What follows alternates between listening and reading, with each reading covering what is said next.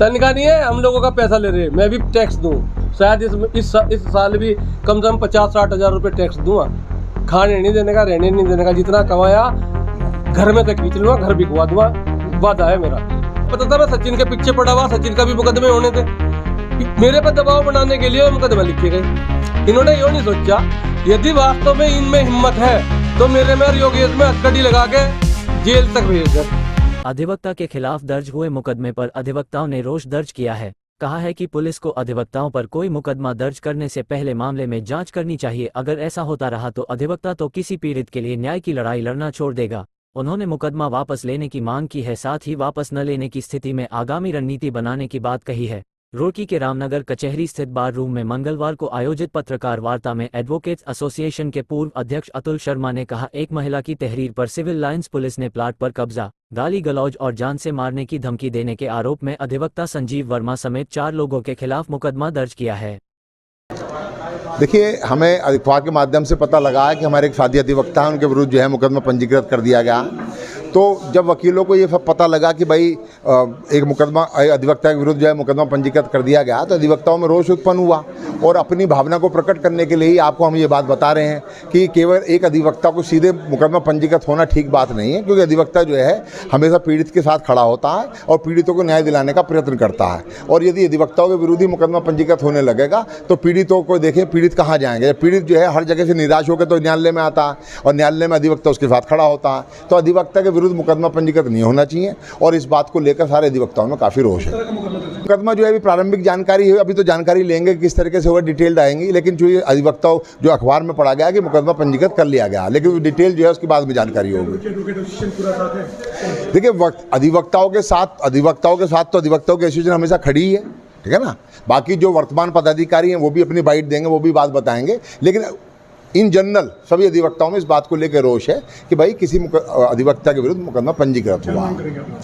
हमारी मांग तो सिर्फ ये है कि पुलिस भूमिका की जांच करे और निश्चित रूप से अधिवक्ता निर्दोष ही होता है, निर्दोष को उनके खिलाफ जो है वो मुकदमा पंजीकृत पता नहीं किस मंशा से, किस उद्देश्य से किया गया है।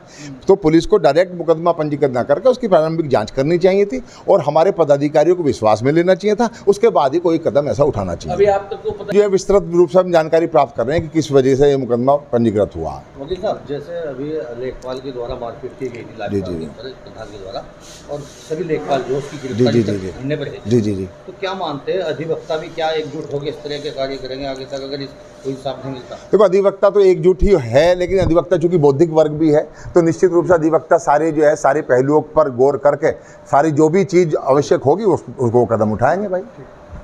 पूर्व अध्यक्ष ने बताया शर्मा जी ने भाई अखबारों के माध्यम से चला पता कि हमारे साथी अधिवक्ता संजीव वर्मा जी है, उनके खिलाफ पुलिस ने मुकदमा दर्ज कराया। तो क्या है, किस मामले में करें? अभी ज़्यादा जानकारी तो हमें हो नहीं पाई है, हमें भी जैसा साथियों ने बताया बस इतनी जानकारी है। क्या प्रेस के माध्यम से? हाँ, बाकी अब तो जो नए अपना एक्ट आए हैं इनमें तो पुलिस को राइट दिया गया है भाई, आप पहले अगर एप्लीकेशन आपके पास आती भी है, आप 15 दिन का समय है आपके पास, आप जांच कर सकते हैं उसकी पहले, ठीक है ना। तो जी, उन्हें जांच करनी चाहिए इसमें, है ना। जो भी हो, दूध का दूध पानी का पानी होना चाहिए, निष्पक्ष जांच होनी चाहिए। अभी आपको लगता है गलत किया गया? शुरू में तो अभी तो ऐसा ही लग रहा है भाई, देख पूरी जानकारी नहीं है, जितना अखबार में देखा उसके हिसाब से तो ऐसा ही लग रहा है भाई। इस तरीके से कौन पैरवी करेगा? फिर हमको तो पैरवी करनी होती है, क्लाइंट कोई भी आएगा हमारे पास उसकी। प्रेस वार्ता तो अखबार में कटिंग देखिए, वकील के खिलाफ अगर किसी के भी झूठा मुकदमा होगा तो करेंगे ही भाई उनके। तो भाई हमें अखबार के माध्यम से ये पता लगा कि हमारे वरिष्ठ अधिवक्ता श्री संजीव वर्मा जी के खिलाफ एक FIR दर्ज कर दी गई है, क्योंकि वो एक पीड़ित की मदद कर रहे थे और पीड़ित के लिए उन्होंने 2 FIR दर्ज कराई थी, उसी के उसमें ये FIR दर्ज कराई गई है, जैसा कि अखबार के माध्यम से हमें पता लगा है। अभी शायद उन्हें सूचना होना हो, अध्यक्ष जी को सूचना नहीं है इस बात की, जैसे ही उन्हें सूचना मिलेगी तो आगे की कार्रवाई की जाएगी। पहले उसकी जांच की जाए, अगर उनका इन्वॉल्वमेंट उसमें है तो आगे की कार्रवाई पुलिस को उसके बाद करनी चाहिए। आपके खिलाफ जमीन को अवैध रूप से कब्जा कर बेचने और अन्य धाराओं में मुकदमा हुआ है, जान से मारने की धमकी आपके द्वारा दी गई है, क्या पूरा मामला है? पूरा मामला ये है कि 2016 में एक परिवार ने अपने पूरे परिवार की ज़मीन 3 भाई और एक उनकी माँ ने संजीव गुलाटी को बेनामा किया था, और उसकी पत्नी को भी। वो प्लॉट 2021 में उसने इन दोनों महिलाओं को बेच दिया, माँ बेटी को। अब 2022 में एक जेई है पौड़ी में, सुधीर नाम का, उसे पता था कि मैंने गलत चीज़ खरीद रहा हूँ। कुल वो प्लॉट जो 2021 में 16 लाख का इन्होंने खरीदा, 3.5 लाख का खरीदा, क्योंकि उसकी रिश्तेदारी भी है वहाँ पे गाँव में। उसे पता था कि ये प्लॉट बिक चुके। उसने कह के लिया कि मैं अपने आप कब्जा ले लूँगा, मैं खाली भी खुद करा लूँगा। तो 3.5 लाख रुपए में उसने बेनामा कराया।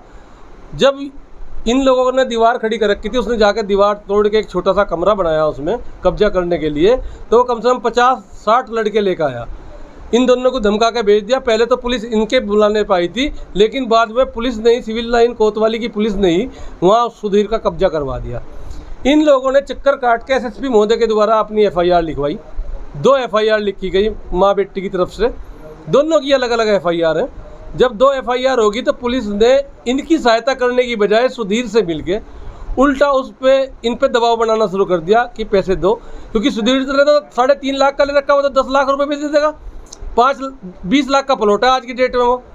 और ये जो महिला है, इसके 2 विकलांग लड़के हैं। मैंने पहले भी जब मैं प्लॉट पे गया था तो मैंने जब भी बताया था कि 2 विकलांग बच्चे हैं, और ये झाड़ू पोछा करती है एक स्कूल में।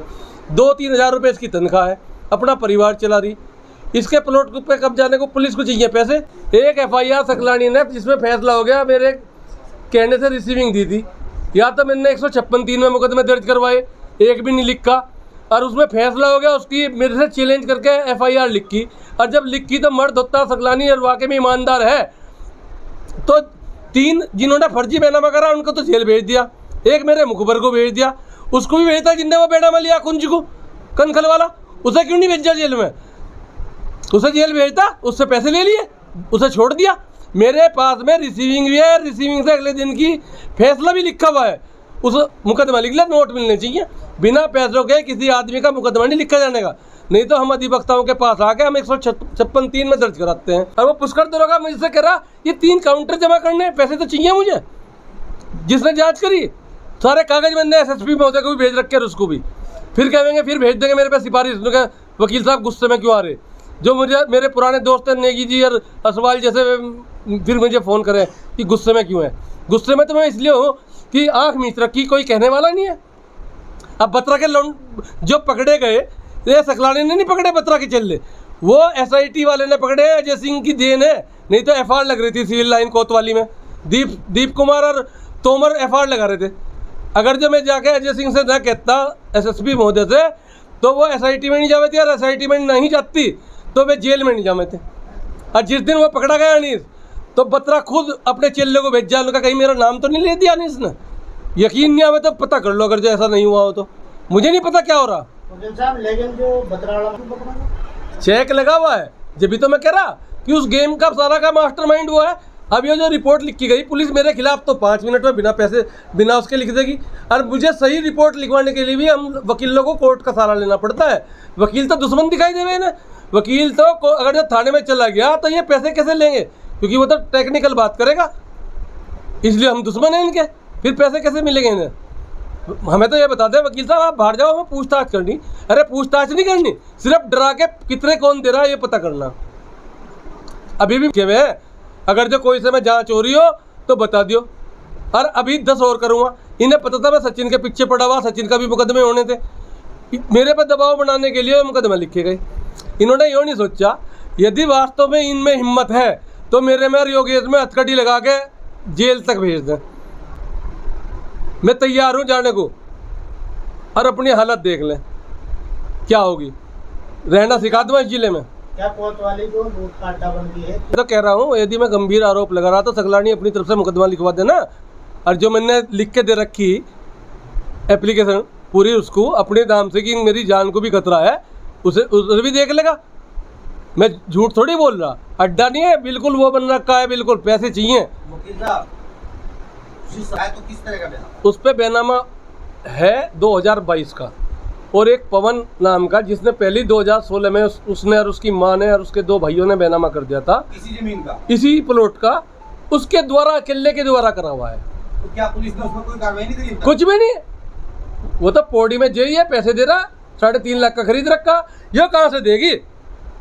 जब 2016 में कोई जमीन पहले बिक गई, दोबारा 2022 में उसी कोई एक आदमी बेच रहा, तो फ्रॉड हो गया। तो मैं तो ये कह रहा कि अंधे को भी दिखाई दे जाएगा, बताने से समझ जाएगा, पर कोतवाली को नहीं देते। वो पुष्कर है, उसे पैसे चाहिए काउंटर जमा करने के भी मेरे से, क्योंकि मैं इनकी सहायता कर रहा। कितने पैसे मांगे? मांगे नहीं है, मेरे पे रिकॉर्डिंग है। पुष्कर ने कहा वकील साहब खर्चा हो गया, नैनीताल जाना काउंटर जमा करना। कौन सा काउंटर? काउंटर जमा करना यह है कि गुलाटी का स्टे हो गया था इसी में ही, क्योंकि इन्होंने गलती से गुलाटी को भी मुलजिम बना दिया था। गुलाटी की कोई गलती नहीं है, तो उसका स्टे हो गया, उसमें काउंटर जमा करना है इन्हें। तनख्वाह किस बात की ले रहे नहीं है? तनख्वाह नहीं है, हम लोगों का पैसा ले रहे हैं। मैं भी टैक्स दूँ, शायद इस साल भी कम से कम 50-60 हज़ार रुपये टैक्स दूँगा। खाने नहीं देने का, रहने नहीं देने का, जितना कमाया घर में से खींच लूँगा, घर बिकवा दूँगा। वादा है मेरा, चाहे मेरी ज़िंदगी बिके, चाहे मरने के बाद बिके, पक्का वादा है मेरा। तो ये जो मुकदमा हुआ है रात, इसको लेकर अब कहीं और मुकदमा को प्रयास या अपील की जाएगी उच्च अधिकारियों से? नहीं, शिकायत करूँगा, हाई कोर्ट जाऊँगा। अधिकारियों से क्या शिकायत करूँ? वे तो हंस के टाल देंगे, अरे संजीव की सुन लेना, बहुत दिन पागल बन लिया, फिर बाद में सिफारिश भेज देंगे मुझे समझाने के लिए। मुझे नहीं पता मेरे घर पे कौन कौन आया, कौन कौन नहीं आया, पर मुझे मजबूर करा गया था। पहले करा गया था जब बगावत हुई, फिर बेल्ट में हुआ बगावत हुई, फिर अब ये तीसरी बार है। एक बार माफ़ करना सही है, दूसरी बार मौका दे दो, तीसरी बार मैं किसी की मानने वाला नहीं हूँ। तो ये जो आपके ऊपर मुकदमा दर्ज हुआ, क्या बिना जांच के ही हुआ है, और जांच होती तो या तो ये पढ़े लिख के नहीं, इन्हें नॉलेज नहीं है, इन्हें वर्दी मिल गई, पैसे से आ गया। वो एक पकड़ा तो गया था जिसने इंस्पेक्टर भर्ती करवाए थे, या तो हो सके उसने भर्ती करवा दी हो। अगर जो पढ़े लिखे होते तो इन्हें पता होता क्या क्या कर रहे हैं। मैंने तो लिखित में दे रखी। आदम सिंह, अगर जो हकम सिंह का गया, मैंने फेसबुक पे वो भी डाला था। अरे तो कौन सी डेट की हो, देख लो डेट, एसएसपी को विद बेनामों के साथ लिखित में दे रखा। यदि किसी के समझ में ना आवे तो मैंने व्याख्या कर रखी पूरी, कैसे क्या हुआ। हाई कोर्ट जाएंगे बात? हाई कोर्ट का इनके बस की का मुझे पकड़ना, ईमानदार आदमी हूँ, घर की कड़ियाँ बिक जाएंगी। रुड़की नहीं, हरिद्वार जिला नहीं, यूपी और पूरा उत्तराखंड चाहने वाला है। इनकी तरफ रिश्वत लेके या गद्दारी से पैसे नहीं कमाए।